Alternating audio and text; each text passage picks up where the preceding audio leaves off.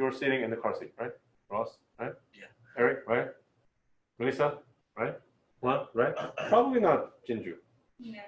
You were sitting in the lap of your parents, right? Yeah? I don't know, maybe. I don't Yeah? remember. Yeah, right.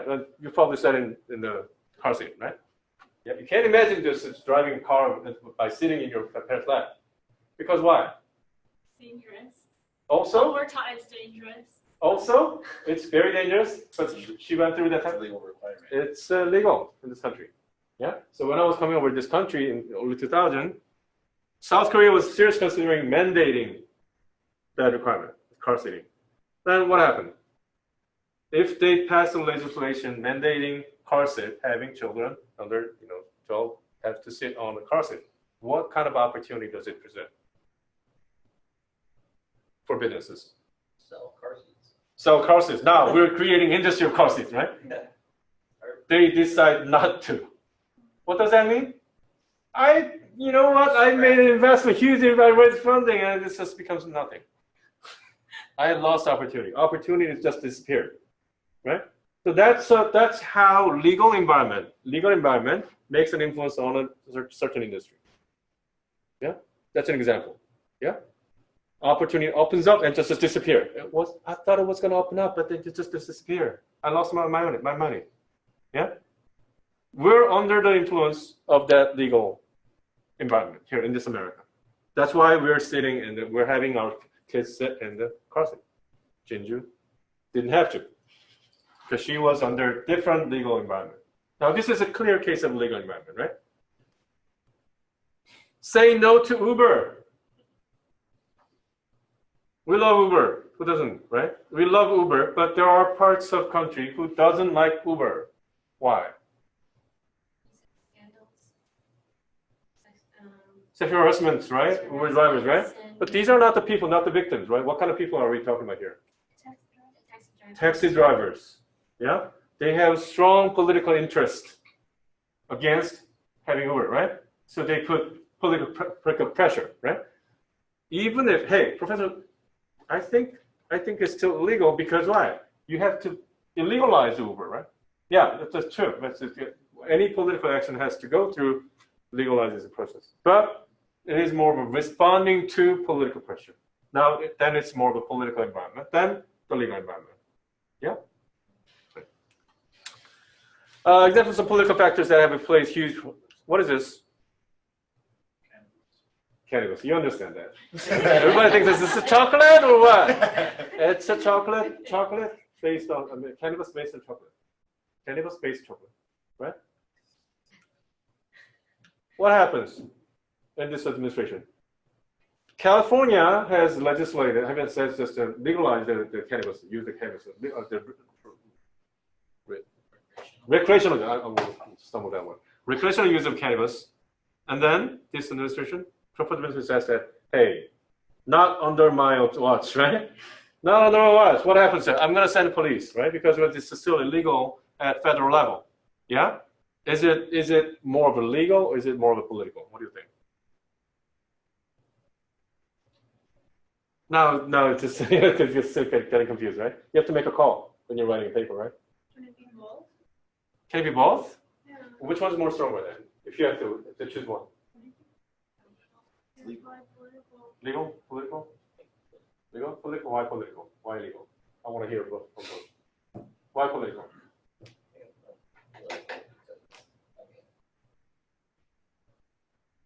They have to really choose to, the federal government really has to choose to interfere with the states.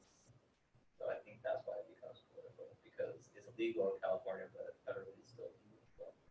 So in order for them to do anything about it, they have to literally come and choose to do something. You can make an argument. I think. Even though the state should have power. Mm-hmm. Legal? Well, I definitely think it's political for them to start to enforce them. They wouldn't be able to send the police if it wasn't a legal matter. So legal is still basis. You can make any argument, but you gotta be choosing one, right? You gotta practice one. Federal government doesn't have police. Federal government doesn't have police. FBI. They're not police officers. Okay, FBI. Yeah. So the point here. So if you look at if you compare the current government, current administration, and the previous government administration. It was still illegal at federal level. It was still legal in California, right? Yeah. Federal government say that we're gonna enforce, right? We're just to pretend that it's just that law, right? Yeah. Treat it that way, and then somehow Trump administration starts saying that, hey, we're going to enforce that law. We're going to just revive that law, right? Yeah, we can see some, political action there, right? Political motivation behind this kind of action, right? So in that way, you can build an argument that it's a political, or if you don't buy my argument, then you can still believe it's illegal. There is no clear distinction in this case. I still personally believe this is very political. The Trump administration to send a strong message to California that, hey, California, you're not special, right? You're still under my watch, right? You have to comply with my policy. That's my personal idea, but you can still make your own argument as long as you're logical. Yeah? So you got to practice on that one. About this one, Amazon. It has been rumored that Amazon is going to deliver their shipping by using drones, right? It's been rumored for a long time. Is it really happening? Why not? Huh? Is it a legal factor? There's a lot of limitations. Regulations. Things in the air. It's against regulation against things in the air. It's really, really enforced and very strict, regardless of any country. It's really they don't like things in the air. Yeah, for many reasons, military reason and also security reason, right? So it's just more of a legal because it's more of a regulation, right, than political, right? We don't see any political action behind. What about this one? I think I don't have a good question. Right. These are sashimi. Who likes raw fish? Sushi. No? Yes? Yeah. The thing, what's the point I'm trying to make is that when I was choosing this image, what happened in New York was very interesting. New York State prohibited the practice of Korean style sashimi because they believe it's really infectious. It's there's a health-related concern. So they just decided to ban that kind of the process of make Korean sashimi. Yeah. Then what? The opportunity for Korean sashimi restaurant disappears, right? What do you think? It's illegal or political? This is more of a legal, and they're not really hating politically Korean, right? Because this is more of a responding to the health concern. Draw the line between this and hard legal factors. So I just kind of made a screen capture from the previous students' work. So they say it's illegal. They say, hold it. So it must ensure to not violate any laws and regulations in the home market. So they say they think that this is an example of what students think as a kind of legal environment. Political environment here, this is the form of another word. They say plenty, if not all, blah, blah, blah, is due to, go ahead, Let's limit the number of imports into U.S. from China. So this business is under the influence of U.S.-China relationship. So when if U.S. decides to, hey, we want to reduce the import from China, then this business is under that kind of influence. Then it's more of a political than legal, right? Even if U.S. government probably legalized something, right, to reduce the imports from China. Economic factors are pretty straightforward, right? Finance, right? Current ratio, right? The growth rate. How do you measure growth rates? What is the indicator to measure growth rates? GDP? Yeah, GDP. What's GDP currently for China? Current GDP for China. Is it still 8%, 10%? Still growing? It kind of Slower? Still, but still goes up slowly. still above 7%, right? I'm not sure. Yeah, it's crazy. What's the GDP growth rate of America? I have no idea. Yeah, Trump administration really just brags about it because it's historically high. Yeah, I think it's 3%.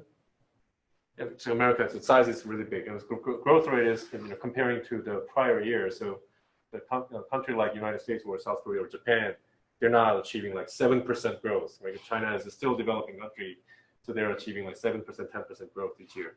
So these are all economic factors. If your economy is just booming, then I don't know what I've done really well, but my business is really going well, right? Because I am under the general environment that is defined by these economic factors. So if you look at economic factors, you're looking at the growth rate, interest rate, levels of employment, right? That makes huge impact regardless of what kind of industry that you belong to. Currency exchange rate. How can companies accurately predict external factors that are hard to anticipate, such as economic? Well, actually, my answer to this question is economic factors is pretty straightforward and relatively easy to anticipate comparing to other elements, political elements or ecological elements. Because why? Everything's are numeric, right? And also the authorities, they make an announcement with the GDP and also a lot of economic indicators. If you read the newspaper, it's pretty easy to follow. Examples of recent deflation. What's a deflation? Any econ major? Anybody who's taken econ class? What's deflation? Decrease in prices, right? Price of what? Dollar? What's inflation? Inflation. The less value of your currency. Let's look at this. If you inflate the dollar, it's worth less. Deflation means increase of dollars. Increase of the value of dollars. Currency value goes up, meaning what? Lower price for goods and services. Everything's so cheap. Yeah, sounds great, right? What's wrong with that? Yeah, but let's see. So because price gets so low, what happened? Even if you sell a lot, cash flow is terrible. You're not making a lot of money, right? Hey, what's happening? I thought business is going really well, but your margin is pretty eroded. It's terrible. So hey, maybe we have to think about firing Jinju because we're not making a lot of money, right? So we fired Jinju and Lee Hen, and so we're now by like 4 people from 6 people, right? Down by 4 people. Okay, so at societal level, there are many people like Jinju. I'm looking for a job. Increase unemployment. Okay? That means what? Because I don't have many people do not have jobs, they start reducing spending. Right? Jinju cannot afford BMW. Right? Jinju instead decided to walk. Right? Spending is reduced, less spending on goods and services. So what happened? Oversupply. We made a lot of things that expecting Jinju is going to buy. Jinju decides not to buy. Oversupply goods and services. That creates what? Hey, maybe we have to lower price even lower to increase market attractiveness. Yeah. Well, we were lower price. Our problems start with the lower prices, then we even lower price. So you keep looping, circling in this loop. That's a deflation downward spiral. Yeah. Inflation is what? This one. Deflation is this one. 2014, you buy a lot of things. Bitcoin has been really big, right? So last year, I think the Bitcoin was really, really expensive, right? Last year, right? Did you hear that one of the guy in Florida sold the 1 Bitcoin for just 2 pizza back in like 2013 because he didn't believe the value was going to increase. I think my first was. Yeah, 1 Bitcoin was like $40,000 last year. It went up to. This guy just sold a Bitcoin, exchanged Bitcoin with the 2 pizza. Well, the very first transaction with Bitcoin was 10,000 Bitcoin for 1 pizza. 10,000 Bitcoin for 1 pizza. That was the very first ever transaction of Bitcoin. Yeah, 10,000 Bitcoin was equal to what last year? $500,000, right? 500 million. Really? 500 million? Yeah. Oh my gosh. What is currency exchange rate? In chapter 3, page 69, currency exchange rate is it says that Chinese yen values goes up, then the product that imports becomes more expensive, and the purchasing power increases. Why is that? We have one Chinese. Are you from China too? Yeah. Yeah. Chinese yen goes up. What happened when you're importing Chinese goods? They cost more. They cost more. The cost Chinese yen goes up, meaning what? Your dollar value relatively. Your dollar doesn't change, but it's relative, right? Currency exchange rate. So your dollar value goes down, right? Even if it's the same, it goes down because you're exchanging, right? So what does that mean? When you're importing goods from China, what does that mean to you? You have to spend more dollars to match the Chinese currency that has increased, right? So that, or if you don't have money, what do? You buy less. Yeah. I used to be buying 100 units, but now that Chinese yen goes up, I don't have money to match that increase in price of Chinese yen. Then what? Maybe I end up buying 50. Yeah, that's that. So this shows how the quantity of U.S. dollars and the price of U.S. dollars, supply and demand, right? Social culture effect. This is fun part. We just have covered the boring part: political, legal, economical. Social cultural factors is what? It captures cultures, norms, values of society, and they are dynamic and different across groups, right? Hey, we're in a very interesting part of this country, which is California. Guys, dude, wake up. I know you guys are tired, but this is a simple question. California, right? So that subway, I got this image from Google searching subway in Korea. First time I tried subway was back in 1998. I think I brought my girlfriend who turns my wife, because it's recorded, so I've got to be really careful with that. But I'm sure that I only had one girlfriend in my lifetime, so she must be my wife. And I brought her there in South Korea, subway, because it looks really fancy, it looks really exotic, expecting to have a great time in an exotic place. Stephanie's smiling. Why do you bring your girlfriend to Subway? This is not a dating place. This is a dating place, believe it or not. McDonald's is a dating place. I brought my girlfriend to McDonald's all the time. So Subway, I want to try something different. It's a sandwich. And I went into the shop, and a nice lady looked like a Jinju just came out and was trying to greet me. I don't know what to do because it's a lot of ingredients in the glass cabinet. But she said that she kept saying that the way you want. Okay. So I can get everything? And she said yes. And I start asking myself, why would I not get anything if it's just the same price? Yeah? Do you follow the logic here? Yeah, I was going to choose a menu from the menu board that's pre-established. But she said there is no menu, anything I want, the way I want, right? So I keep saying that, hey, then why would I not choose everything? Because why? I'm from different culture. Subway is from different culture. Subway is, I always say, I always include Subway as one of the 5 things that's iconic for American culture. Because why? Subway really serves the individualism American embraces, which we lack as an Asian community, right? We don't have individualism, right? China, right? No. Yeah, we don't have individualism. So you can't imagine how hard it is to couple with that kind of culture, right? So the way it works in South Korea is what? You go to a restaurant, and you pick a menu that is already set, right? And also, if you just bring a party, like I said, five people, right? One person gets to pay. One person gets to pay. And also, that person who pays the money, pick a menu, we just follow the menu. So if you look at this, hey, this is a Korean style barbecue. Yeah? So because some person order, I don't know, some pork or some beef, right? You can't choose your menu on your own. There is no individualism, yeah? If you wanna, hey, I wanna try noodle. Hey, you're out of the party. What are you talking about? They don't like you.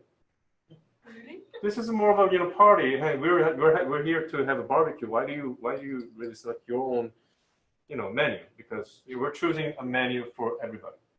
Yeah. 8 people. American people order like 8 different menus, right? It's okay. They understand because they are happy to serve individualized needs. In South Korea, you order 8 different things and forget about it. Right? We're not going to serve you because it's going to take really long time to provide 8 different menus. Are you going to wait like for an hour? They really say that. So business like Subway, it's really kind of, I was shocked by the culture they bring. So we tried one time, that was it. You know what happened to Subway? Subway didn't really last long time. But they went out to business and they came back again. Probably they changed some business model. And also South Korea is more embracing individualism more. Hey, like I said, South Korea is embracing. Now, this is a very particular type of, serving the Korean style barbecue. It used to be for a long time as a, some sort of a, party thing. You share one menu, everybody. But now, hey, what about those people who wanna enjoy barbecue alone, right? They wanna watch a video while they're eating, right? So businesses start thinking about accommodating the needs, very individualized needs by providing what individualized barbecue experience. But still very particular, very interesting, very special. It's not really norm. America, go back to here. 24 delicious vegan. Anybody vegan here? Vegetarian? Vegetarian? Yeah, you hate vegans, right? You hate meat eater, right? So vegans are even more strict with their menu, right? So vegans have a hard time finding restaurants that suits their needs, right? So it also creates an opportunity for businesses to start vegan-friendly restaurants. Yeah. If I bring this restaurant to my own culture, I don't know how many vegans are there in South Korea. I don't even know if they understand the notion of vegan because they would call you just really picky. Demographic trends are the influences from what? The demographic factors, such as age, right? Well, they go with also culture, like, from the example of Twitter versus Snapchat, right? Age and culture goes together, yeah? So that goes back to the second attribute. The factors are interdependent, right? They're related. Age, gender, family size, ethnicity, sexual orientation, religion, socioeconomic. Where are we? The most interesting part of the country. Where are we? We're in California, right? So California, what is the religions? I mean, this guy is asking where would you put the religions? How would you characterize California, in this Southern California, in terms of religion? Christian? Catholic. Can you, Catholic? Yeah, can you be more specific? It's more of a More Mexican. Catholic. Why? Because we're under influence of Hispanic culture here, right? Yes. Yeah, large demographics, the dominating demographics, Hispanic, they bring the Catholic culture here. Yeah, so we can fairly say we're under influence of Catholic. How about China? China don't have many dominant religions. Buddhism? Maybe Not really. Not really. Because, Yeah. Confucianism? I think I'm a non-believer. You're not believer at least, right? Also, maybe some of them are Buddhism. Yeah, but that religious background plays as kind of cultural background as well, right? So as this Catholic for Hispanic becomes a kind of culture. Islamic, right, becomes a cultural Islamic, not necessarily religious Islamic. What about those areas who are filled with senior people? Senior people. I'm talking about South Florida or Palm Desert. Yeah, Palm Desert is known as what? Retiree community, right? Yeah, what kind of opportunity can you see from those kind of community?